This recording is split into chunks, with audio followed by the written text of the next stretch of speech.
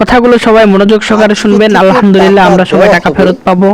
এটা একটা মানে রং ইনফরমেশন। ভিডিওটি শেয়ার করে দিবেন, টাকা দেওয়া হবে যেন অন্যান্য গ্রাহকরা দেখতে পারে লেনদেনটা চালু করা হচ্ছে। এতদিন তারা লেনদেন করতে পারছিল না, যার টাকা উত্তোলনের দরকার ছিল তারা উত্তোলন করতে পারছিল না। ব্যাংক তো কখনো বলবে না কোনো গ্রাহককে আপনি কেন আপনার অ্যাকাউন্টে টাকা উঠান না।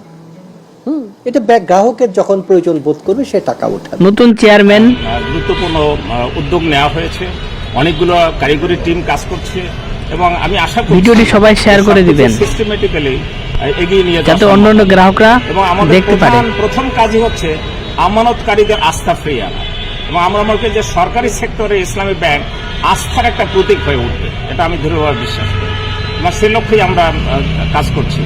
আজকে আমি মাননীয় গভর্নরের সাথে ইনফরমালি মিটিং করেছি, জেনেছি অর্থ মন্ত্রণালয় বিশেষ করে আর্থিক প্রতিষ্ঠান বিভাগের সচিব মহোদয়ের সাথে কথা বলেছি। আমি জানছি, শিখছি এবং ইনশাল্লাহ সেভাবে সামনের দিকে কাজ